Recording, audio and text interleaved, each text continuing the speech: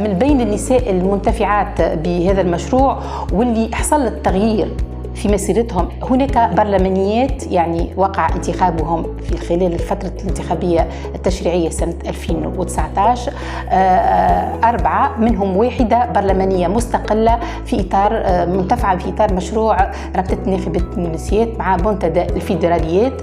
هناك مجموعة من النقابيات كذلك وقع انتخابهن في مراكز يعني قيادية متميزة في الاتحاد العام التونسي للشغل، وقع انتخابهم في منتدى الاقتصادي والاجتماعي، في المجلس الاقتصادي التابع للاتحاد العام التونسي للشغل. هناك نساء يعني كونوا جمعيات نسوية. في الانتخابات البلدية لسنة 2018 قمنا بتكوين ودعم قدرات 180 امرأة، 37 منهم نجحوا في الانتخابات البلدية، 12 مستشارة بلدية تابعة يعني منتفعة بمشروع رابطة ناخبات التونسيات مع منتدى الفيدراليات، منهم زوز رئيسات مجلس بلدي. Avant d'être partenaire, j'étais bénéficiaire de ce programme de formation. Donc, je suis le fruit de ces formations. Et maintenant, comme vous le voyez, j'ai pu accrocher un poste de décision qui est la directrice générale de la formation et du perfectionnement au ministère de la fonction publique.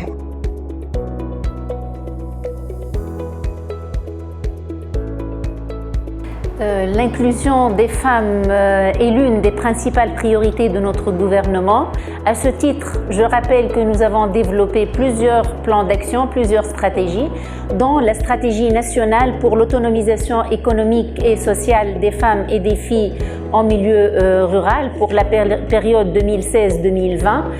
Cette stratégie a dédié tout un axe à la question de l'autonomisation économique et un autre axe à l'autonomisation sociale.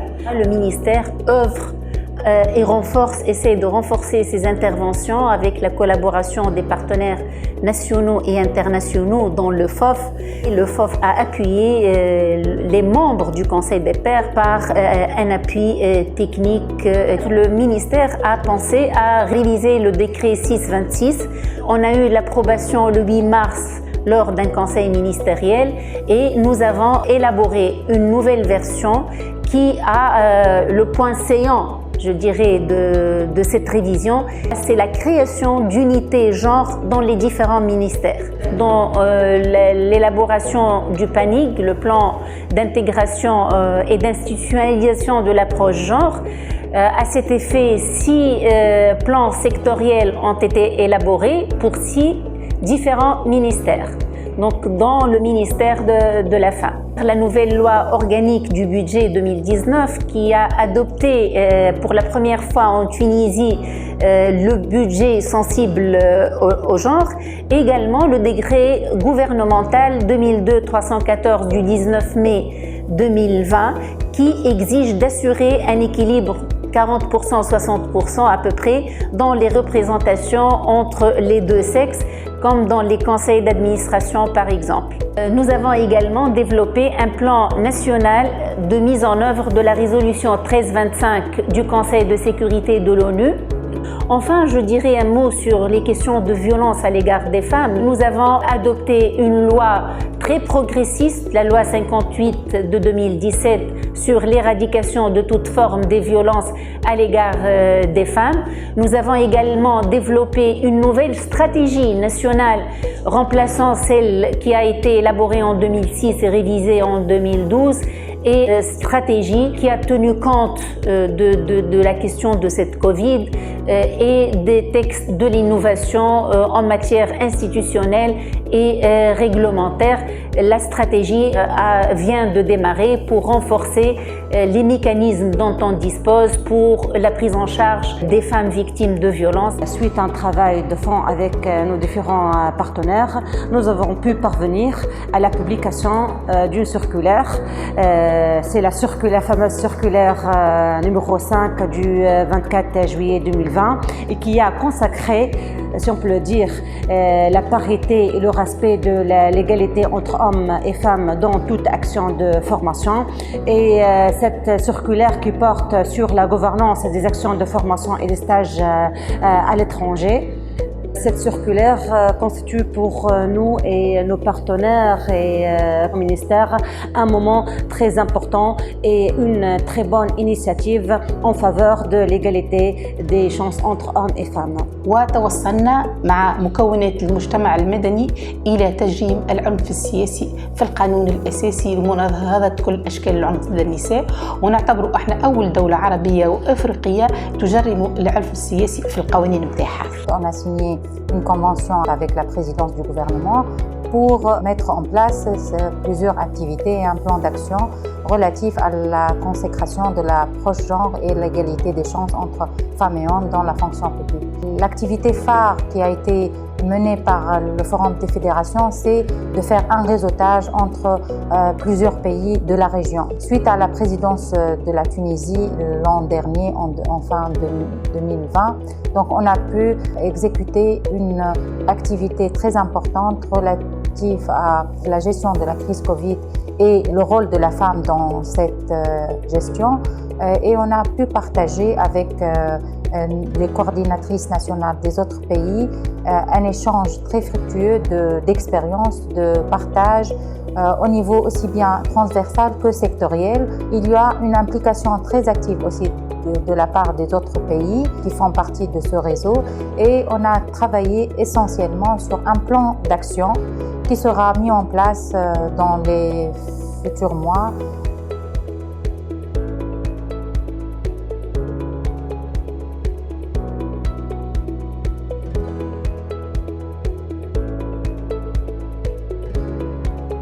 Ce que je commencerai par dire, c'est que finalement, nous travaillons sur un programme de leadership transformatif pour transformer les autres femmes. Et nous jouons le rôle de transformateur, mais peut-être que le premier impact, c'est qu'il nous a transformés. Et il y a plusieurs niveaux d'impact. Alors, je pourrais vous donner quelques exemples. Par exemple, nous avons travaillé avec des femmes élues. Que ce soit des exemples à Noufida, que ce soit à Sfax, que ce soit à Bizerte, que ce soit à Gabès, que ce soit à Gafsa. Les femmes conseillères sont devenues pas seulement des femmes conseillères, mais des leaders.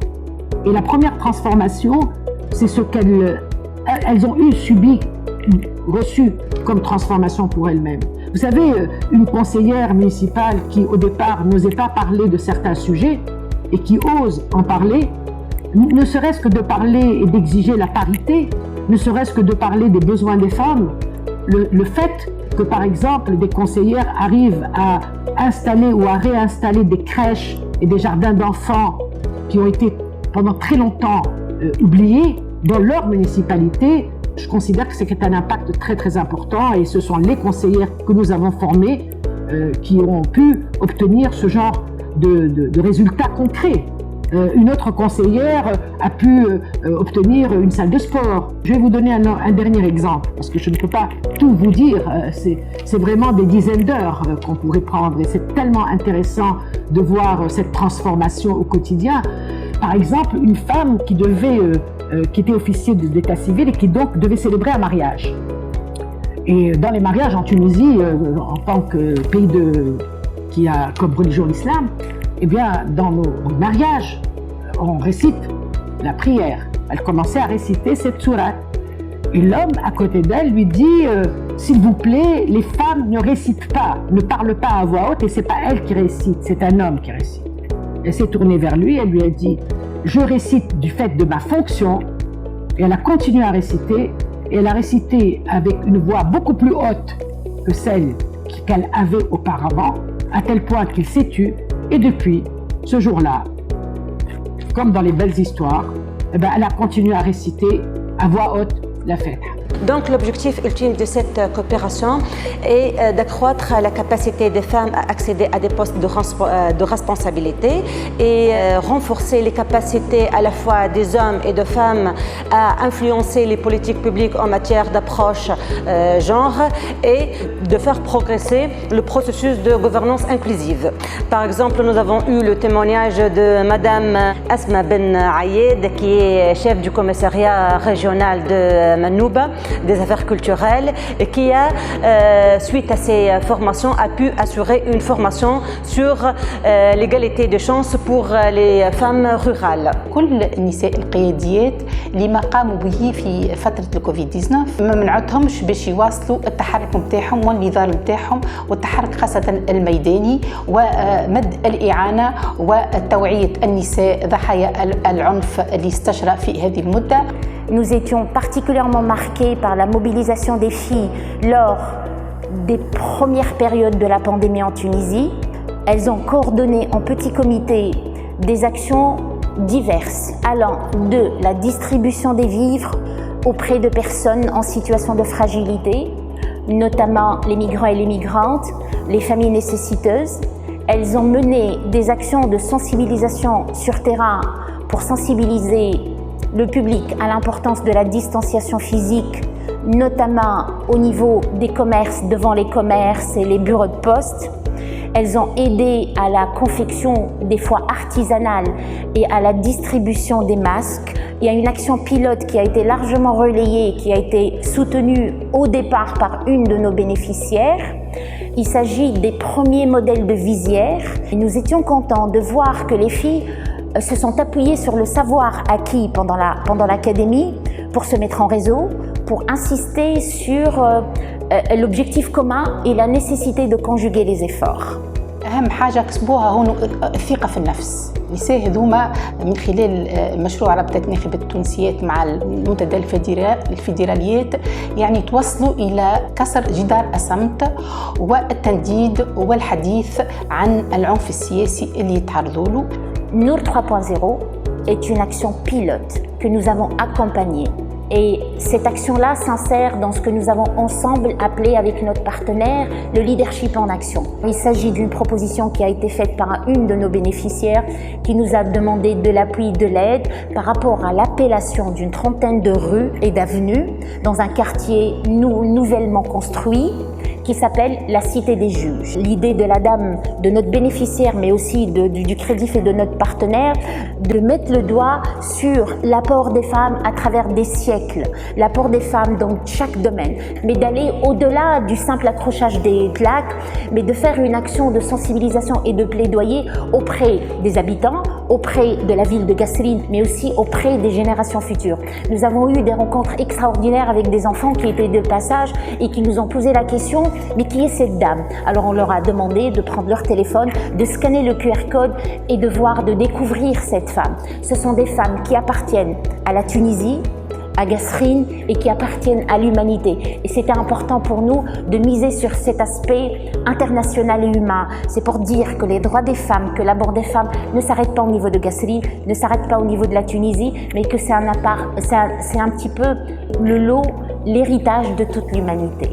مستشارات بلديات في ولاية جندوبة يعني في بلدية واد مليز توصلوا من إحداث مركز لاستقبال نساء ضحايا العنف، توصلوا باش يدرجوا مسألة النوع الاجتماعي في الميزانية التابعة لبلديتهم. في رواد مثلا هناك وقع إحصاء للأملاك التابعة للبلدية ووقع تخصيص فضاء لبناء روضة أطفال ولبناء مركز ترفيهي خاص بالعائلات وبالأطفال.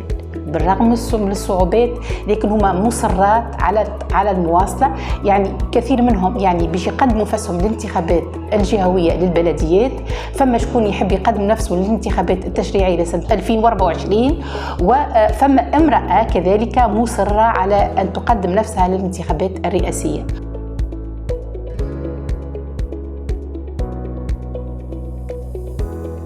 Et cette année-là, c'était assez riche pour créer un changement. Et c'est pour cela toujours on revient aux questions de leadership transformatif, de créer vraiment, de transformer, transformation par rapport aux candidats et candidates, par rapport aux adolescents et adolescentes, et créer un changement, une transformation par rapport à l'entourage et leur famille. Ado Plus, donc, l'a entamé par un cycle de formation sur un slogan Elle maintenant. Ces adolescents et adolescentes, donc, après ce cycle de formation, on a commencé à détecter des initiatives, on peut dire d'impact aussi très positif. Par exemple, quand je me souviens de Aya, qui est une adolescente qui a l'âge de 17 ans et a un handicap. Donc après vraiment une aventure qui a été assez importante parce qu'elle était vraiment là un problème d'estime et elle était assez isolée. Suite à ces atteintes d'égalité, donc elle a fait quelque chose, une activité assez pertinente. Donc elle a visité un espace dédié pour les enfants qui ont un handicap, rien que pour partager son expérience et pour dire voilà, notre handicap, c'est pas une source de discrimination, au contraire, ce sera une source de force. Donc le CREDIF, à travers son partenariat avec le Forum des fédérations, œuvre pour préparer une génération future de femmes leaders pour occuper des postes de décision. Cet objectif est atteint à travers de 2 grands projets. L'Académie politique, femmes leaders pour une gouvernance inclusive. Nous étions particulièrement contentes, honorées, émues de voir qu'il y a beaucoup de changements qui ont eu lieu, qui vont vers une meilleure facilité, une plus grande facilité à prendre la parole en public, une meilleure cohésion au niveau de l'équipe, une plus grande facilité dans l'exercice de leur métier. J'aimerais citer quelques exemples, quelques témoignages que nous avons récoltés auprès de ces femmes. Alors, elles disent « J'ai confiance en moi, je prends des décisions sans hésiter, j'assume des responsabilités sans avoir peur. » Deuxième témoignage, elle dit que « Je ne me plais plus dans le statut de la victime, je me révolte, je me prends en charge. » Et une de nos bénéficiaires, suite à l'Académie, a lancé une association d'aide aux personnes démunies, victimes du coronavirus. Nous savons tous, en tant que partenaires, mais aussi en tant que structure qui a travaillé sur la question du réseautage entre les femmes pendant des années, toute la difficulté que nous avons à mettre en place des réseaux. Et bien, je vous annonce qu'un réseau a été mis de manière quasi spontanée. Une de nos bénéficiaires, une ex-constituante, a été interpellée par des collègues au niveau de l'Égypte pour mettre en place une association interarabe qui s'appelle la Ligue de la femme arabe libre. Et du coup, elle me dit que je n'ai pensé ni à mes amis, ni à mes ex-collègues constituantes, j'ai tout de suite pensé aux filles de l'Académie. Quant au deuxième projet, c'est la première édition de l'Académie des Arts, Clap de femmes, Clap and Fait. Il s'agit de la première édition qui vise à soutenir et à accompagner l'émergence de figures de femmes leaders dans le milieu culturel de manière générale et dans le cinéma en particulier. Nous avons foi en cette jeune génération d'artistes. Il y a des choses qui se préparent. Nous avons noté une envie que nous avons accompagnée et encadrée, mais c'est un projet qui est encore en cours, une envie de se mettre ensemble. Donc les filles ont mené un certain nombre de réunions, ont exprimé le souhait de se faire accompagner et de se faire encadrer pour la mise en place d'une structure qui puisse réussir tous les talents existants et bénéficiaires de l'Académie. Donc il y a l'idée de mettre en place une structure qui pourrait être une start-up, qui puisse investir dans l'entrepreneuriat culturel, qui puisse présenter un produit, qui puisse porter une touche féminine, un rêve féminin. Le Policy People, c'est un outil qui a permis aux enfants de mieux s'exprimer, d'exprimer leurs recommandations, leurs idées, mais à travers tout un processus de diagnostic, de collecte de données, de définition d'objectifs, d'identification des parties prenantes pour la réalisation de ces recommandations. Donc les enfants se sont accrochés à cette approche et ils ont appris vite parce qu'ils sont convaincus que cet outil va leur permettre de mieux s'exprimer et va leur permettre d'être convaincants. Dans le cadre de la préparation d'une génération future de femmes leaders, l'année Y5 coïncide avec la 2e édition du stage de mentorat. Ce stage de mentorat vise à faire vivre les jeunes filles mentorées le quotidien de femmes leaders inspirantes. Nous avons recueilli plusieurs résultats. Les résultats qui reviennent le plus cette année sont une plus grande confiance et conscience de soi, des ambitions mieux dessinées pour tracer leur parcours de vie et en plus, elles se sont rendues compte que le leadership féminin, c'est possible et c'est également accessible. Je voudrais, si vous le permettez, vous lire le témoignage d'une étudiante que je trouve très intéressant. Alors elle dit que la porte du changement ne peut s'ouvrir que de l'intérieur. Une vérité que j'ai pu confirmer après avoir passé mon stage de mentorat. Moi, aujourd'hui, la nouvelle femme, avec plus de force, plus de courage, plus d'estime de soi et d'espoir, je rêve. Je rêve de réaliser tous mes rêves, de ne vivre que la vie que je mérite. Vie d'une femme leader réussie et épanouie.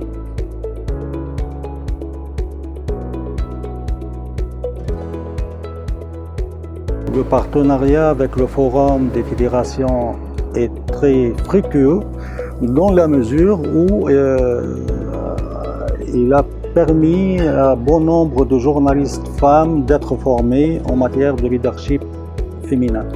Ce n'est pas une simple formation, bien au contraire, c'est une formation production.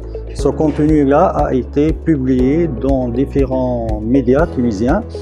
Et c'est un contenu qui incite les femmes à s'émanciper davantage et à prendre la place qu'elles méritent au sein des médias et au sein de l'administration tunisienne de manière générale. Il s'agit d'un projet sur la sensibilisation à la thématique égalité des genres, leadership féminin et vraiment bousculer les stéréotypes dans nos médias et dans notre société. Nous avons eu plus de 10 productions journalistiques réalisées dans le cadre de ce projet.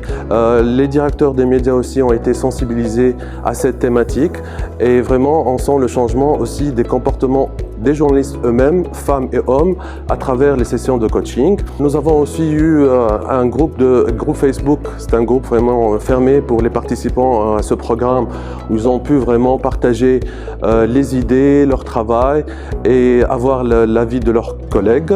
On a travaillé avec les adolescents dans une recherche-action, si on peut l'appeler. C'est avec une experte que les adolescents et adolescentes ont travaillé sur un diagnostic de perception des adolescents et adolescentes par rapport à tout ce qui est inégalité basée sur le genre. Que ces adolescents-là, donc, ils ont pris l'initiative pour faire des ateliers de sensibilisation, rien que pour en parler, comment ils ont vécu cette expérience et essentiellement toucher les décideurs ou les parents ou les professeurs ou les acteurs de la société civile. Voilà, prenez le temps d'être à notre écoute. Et même parfois, ils ont se trouvé dans un débat qui sont voilà, les femmes doivent être comme ça, c'est ça le sharia, c'est ça.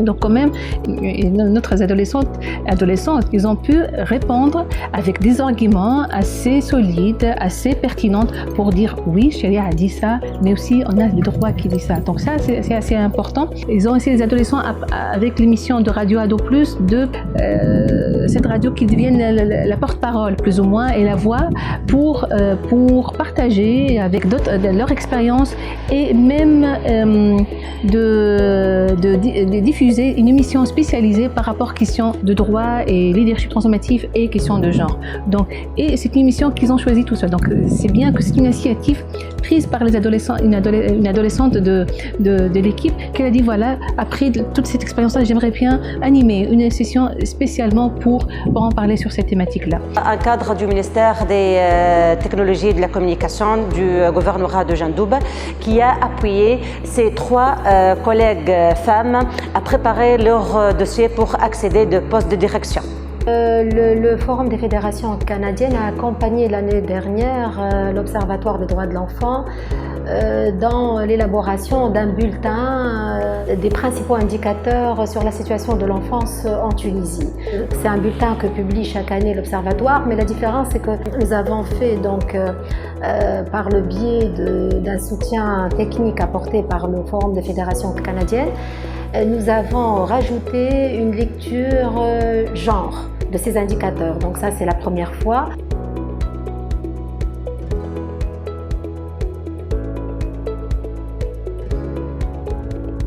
Et nous avons travaillé avec les associations pour deux objectifs.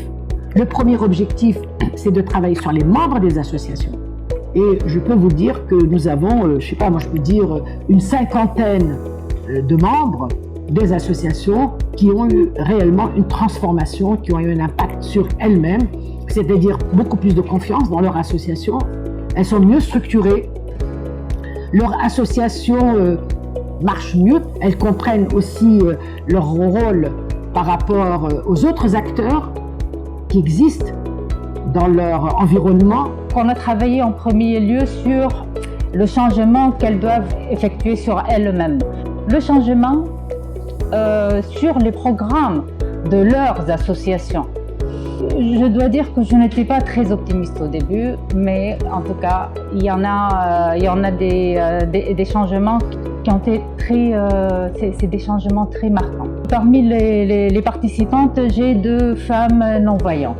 Aujourd'hui, l'une, elle a rejoint une radio locale et elle a sa propre émission. Dans chaque émission, les thèmes, les sujets traités, c'est en lien avec les femmes et les droits humains en général, mais spécifiquement les femmes. Non seulement elle est devenue active donc, à travers cette radio, mais elle est aussi point focal femme au sein de son association. Elle s'est imposée, elle a créé une commission femmes au sein de l'association. On a d'autres associations qui travaillent sur maintenant la violence à l'égard des femmes et une autre association qui travaille sur le leadership transformatif, la gouvernance inclusive. Ils ont réussi à amener 26 municipalités à signer une charte où le 6e point, je pense, c'est de respecter l'égalité et la non-discrimination dans tous les programmes de la municipalité.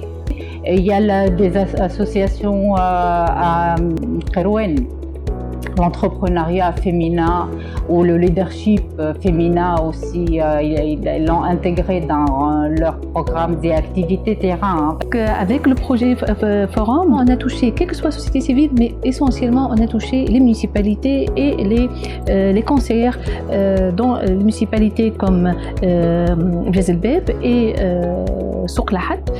Et on est vraiment très heureux par rapport où on est arrivé parce que vraiment ces femmes-là, donc quel que soit, ils sont question d'estime, question de bien sûr par rapport à elles-mêmes, donc plus de confiance comme femme leader, femme responsable dans sa communauté, mais qu'elle défend les droits des enfants et tout ce qui est par rapport à la non-discrimination.